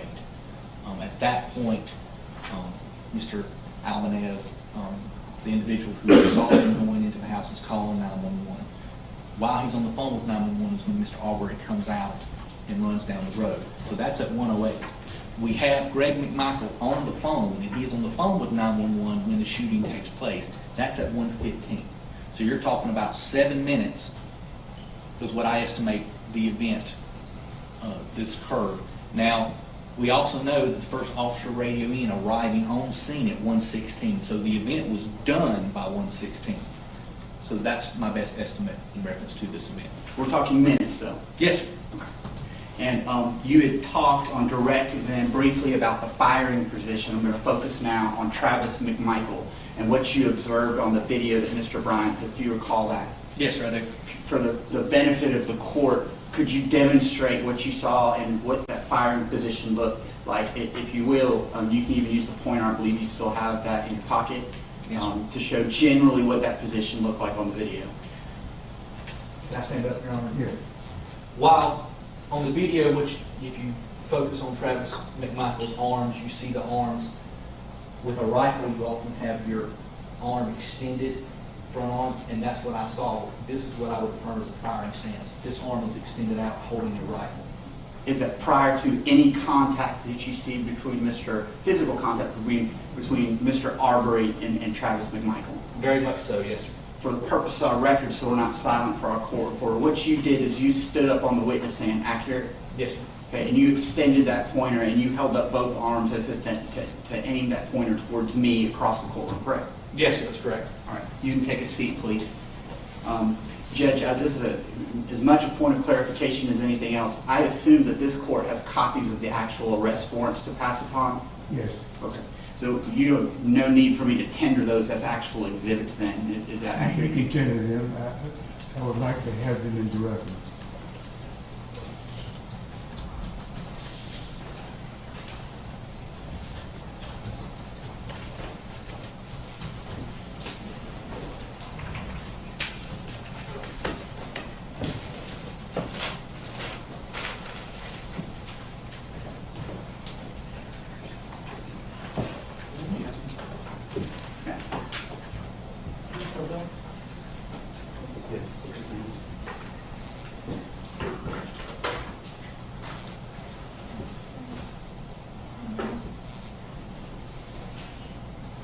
If it's all right with the court, and I'll inquire from the defense, cut up 3 exhibits, just putting them together by defendant.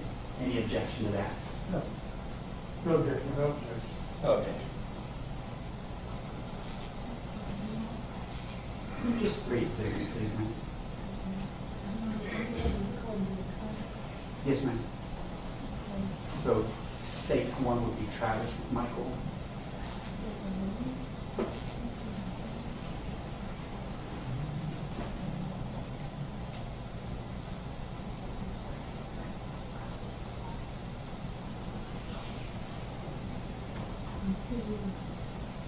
Two. Oh, I'm sorry. I'm not apologies. The diagram is technically states 1, so states 2. 2 will be Travis McMichael. My apologies. Thank you, ma'am.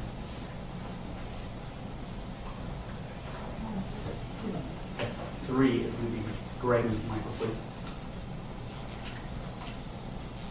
And finally, ma'am, 4 will be William Bryan.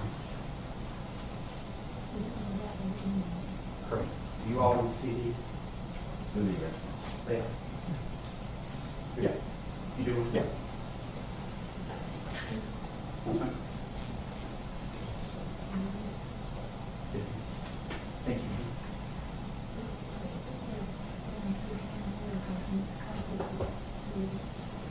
Understood.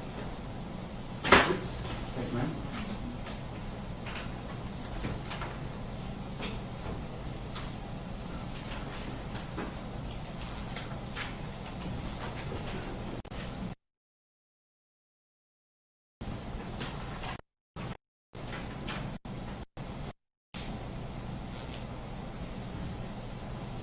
Thank you. Can you see state 4? Sure.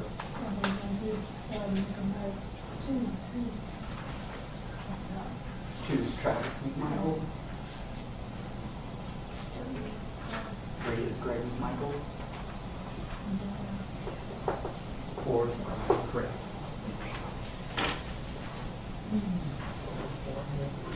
One is technically the demonstrative aid, but we're going to substitute that photograph.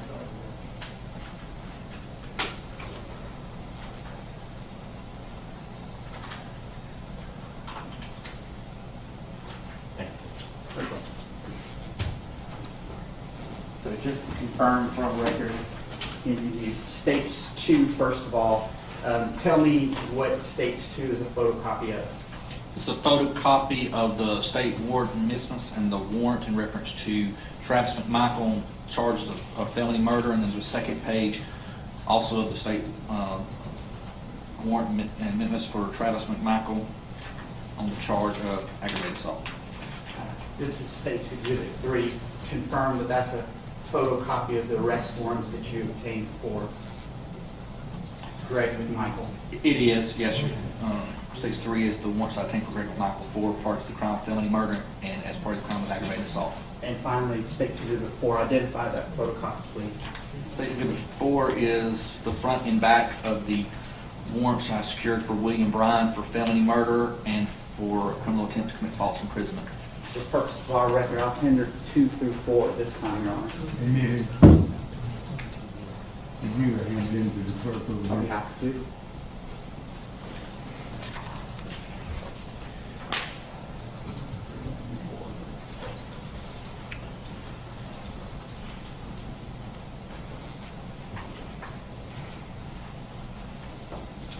You had mentioned the fact that you investigated whether there was any contact by Greg McMichael with the Glenn County or Brunswick Judicial Circuit office in this case, correct? That's correct, yes, sir. And when was the first contact that you were able to identify where defendant Greg McMichael was attempting to contact his former employer?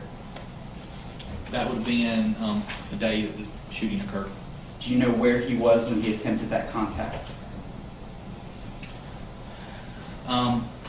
Yes, the investigator told me to believe that he was still on scene.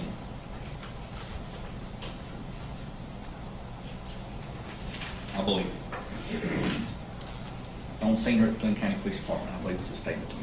The last topic that was covered by defense counsel for Mr. Bryan regarding the detention, was some of that detention or attempt to detain Ahmaud Arbery, was some of that actually captured on the video that you've reviewed? Yes, are you talking about the cell phone? I am. Yes, sir. Okay. And describe what you could view for the last part of this leading to the actual shooting itself. I'm sorry, can you describe that again? You're talking about? Sure. Did any of that video capture Mr. Bryan using his vehicle to attempt to redirect Ahmaud Arbery? Yes, when the video opens, his vehicle is coming forward, Mr. Arbery's running, then he comes and you hear the car turning. All of that's depicted in the video. Okay. And then thereafter, I think there's been some testimony that for a period of time the video is on the floor, on his leg, or down, correct? That's correct, yes, sir. You can still hear the car gunning, though? Yes, sir, you can hear the motor moving and running here in the video. And then the last portion of this chase, that's actually captured on the video as well? It is, yes, sir. All right, thank you, sir. Court's permission, I wrote down one thing and I wanted to follow up based on, thank you, Judge. Special Agent, you were asked a few questions about Mr. Arbery's vehicle. Yes, sir. That he kept at his home there at his mother's residence. According to the neighbor that was interviewed in reference to it, yes, sir. What kind of vehicle was that? I can't recall offhand the make and model. What kind of car Mr. Arbery drove and jump-started and did the battery? You don't remember what kind of car that was? I don't know, sir. I don't recall. What about other cars that were kept at the Arbery residence? Do you know what those are? I do not know, sir. Nothing further. Thank you. Anything further? All right, you may step in. Thank you, Your Honor. Thank you. Nothing further from the state, Your Honor. All right. Nothing further on behalf of Travis McMichael. Nothing on behalf of Greg McMichael. Nothing further on behalf of. As far as any witnesses are concerned, That's correct, Your Honor. We don't have any witnesses that we intend to call. so are we saying that we have finished with the hearing? That's correct, Your Honor. As far as you're concerned, what about the study? Yes, Your Honor, we have no further evidence, only argument as needed. Let's make argument then. Judge, because the state bears the burden of persuasion, we will waive opening and reserve closing. All right, we will hear from the defendant. Yes, Your Honor. It briefly appears that the history and issues in the neighborhood is what caused Travis McMichael to seek to stop and talk with Mr. Arbery. That escalated with Mr. Arbery running at him in an aggressive way that caused Travis McMichael to fear for his safety. Mr. Travis McMichael used self-defense when he was attacked by Mr. Arbery. Therefore, I ask that you not bind over the warrants on aggravated assault and felony murder. Thank you, Judge. Your Honor, as you've heard, the warrants against Greg McMichael charge him with aiding and abetting Travis McMichael in a discharging of a shotgun shooting Ahmaud Arbery. Thus, the question comes down to the intent behind Greg McMichael's actions at the moment the shooting occurred. So while we may agree that leaving his home that day with a firearm may not have been a very good idea, for the reasons that he did it, though, he was trying to intercept someone. He had a thought or feeling, a gut instinct, I think was Agent Dial's word, but we heard actually he had some visual evidence to believe this may be a person that's been here before that I want to stop and question or have the police question. So for Greg McMichael, aiding and abetting, the evidence should not be sufficient to carry over these warrants. We should just let the grand jury, if the state decides to present it to the grand jury as it's been charged in these warrants, let a grand jury pass on it.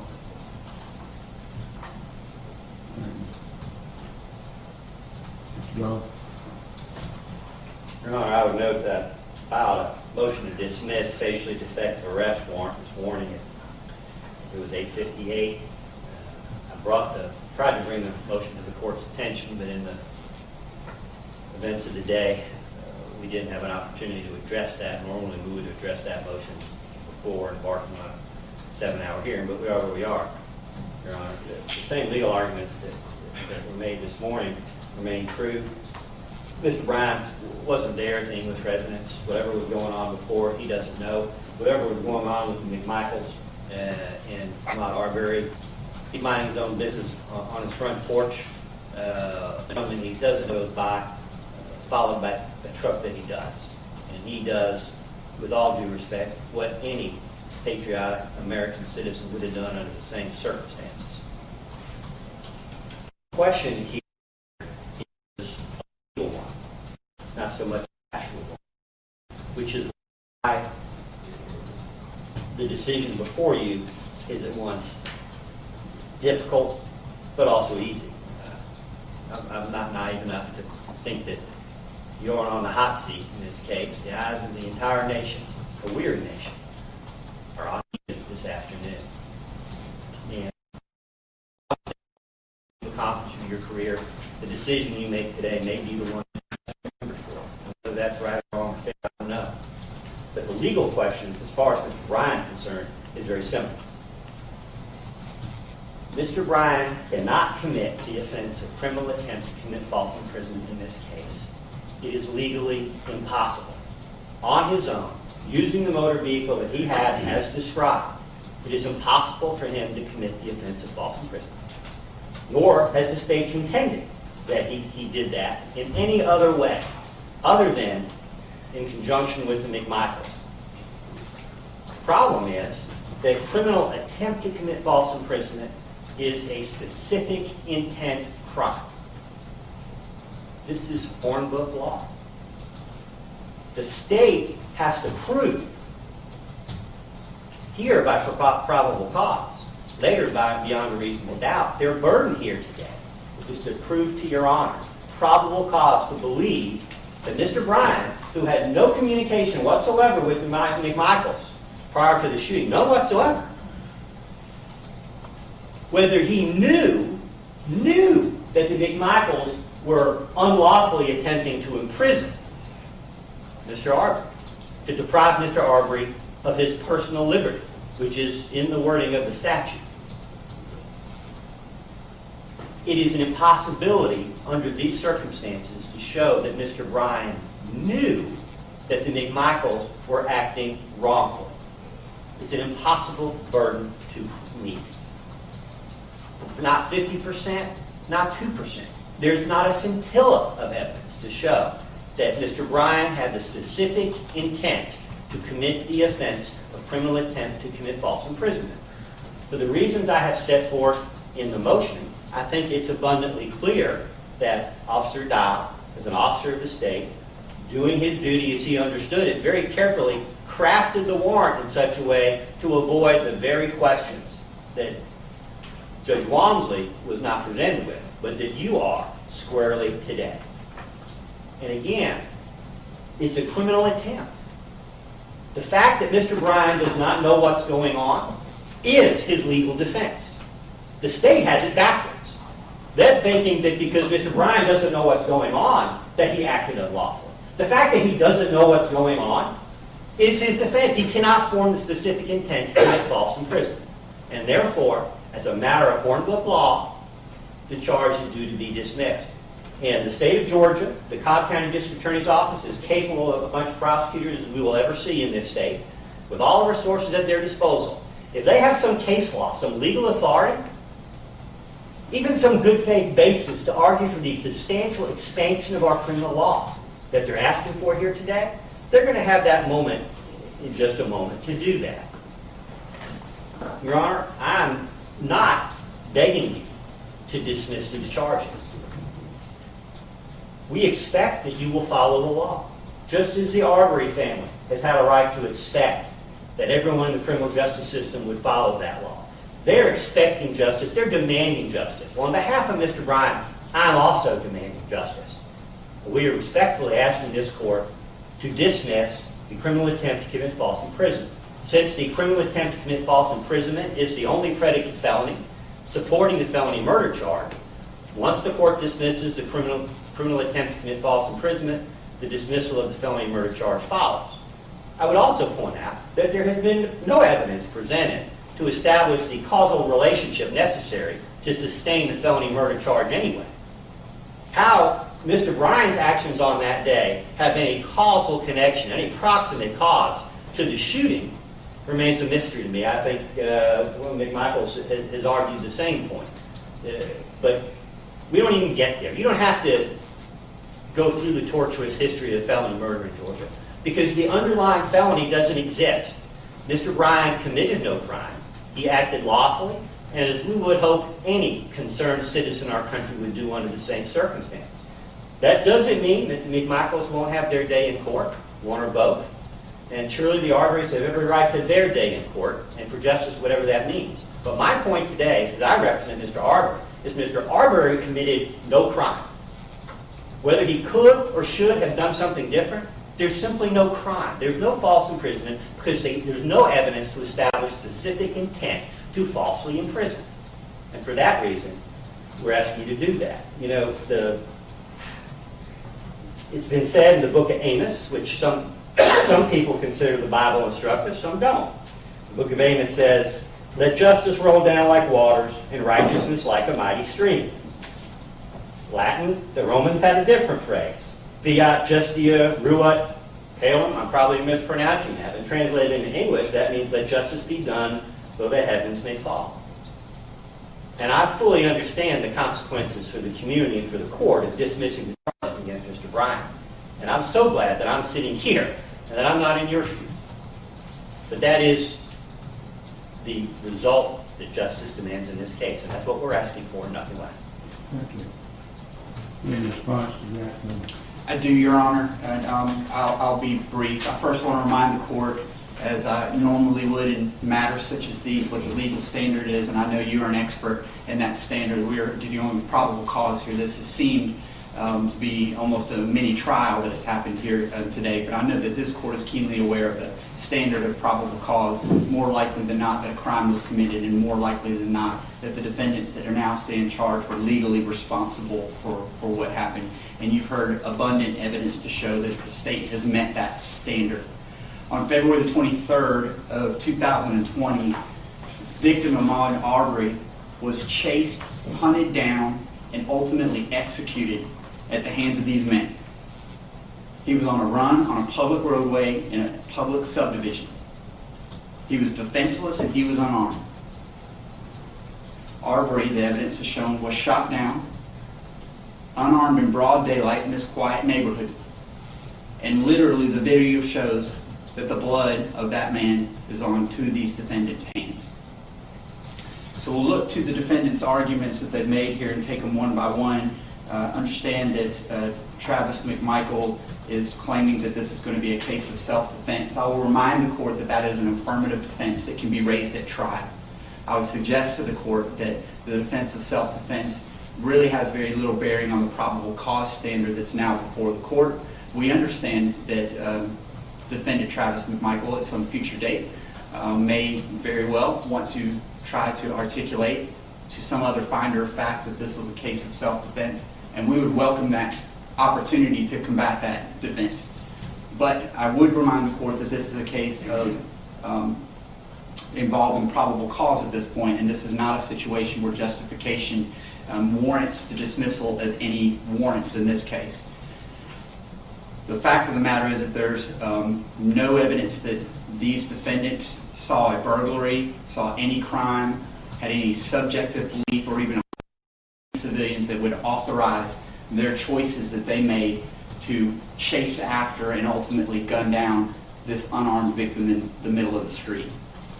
As for Greg McMichael, I understand clearly that the argument here is that he is not a party to the crime, and I'll remind the court the legal standard that applies to all of the defendants in this case, not just to him. A person is a party to the crime if he directly commits the crime, such as Travis McMichael, intentionally helps in the commission of the crime, intentionally encourage another to commit the crime. And you have all of those elements here, particularly as it pertains to what Greg McMichael did. That's from pattern jury charge 14210. I will also remind the court that as it pertains to the McMichaels in particular, conspiracy culpability shows that any agreement between two people to do an unlawful act, such as illegal detaining a man who's on a run in their neighborhood, implied agreement, and they associate themselves in that unlawful enterprise under conspiracy culpability, the act of one is considered to be an act of all. And I think that that's a succinct explanation for why Mr. McMichael is properly charged as a party to the crime and the two arrest warrants for him, including felony murder and aggravated assault.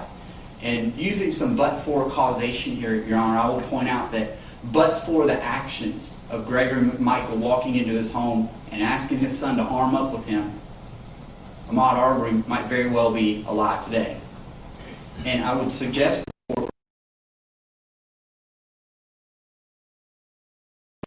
what he did, those are asinine assertions. Any American would pick up the phone and call 911.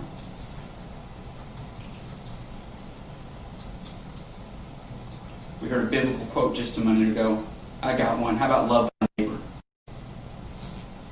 As to the impossibility defense and the challenge to look at the law regarding what it means to be falsely imprisoning somebody, we'll meet that challenge by citing the black letter law of the code section, Official Code of Georgia 16-5-41, where a person arrests, confines, detains without legal authority.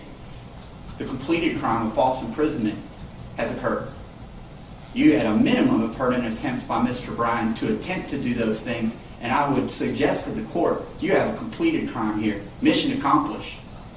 Based on the actions of Mr. Bryan, mission accomplished. I believe that you could bind this case over not for attempted false imprisonment. You could probably bind it over for false imprisonment based on the evidence presented before this court that these men engaged in using their trucks to corral an unarmed civilian running through a neighborhood for no good reason at all. So, to meet that challenge, we cite OCGA 16-5-41 as our legal authority.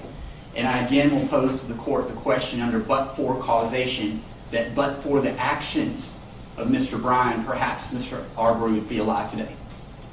But for his choice to jump in this chase using two pickup trucks in a neighborhood, perhaps Mr. Arbery would have been able to flee his tormentors. And make no mistake about it, Mr. Arbery was tormented, he was hunted, he was targeted, and these men admitted that. You can't turn around and use the words self-defense and justification as some sort of magic talisman to make those facts disappear.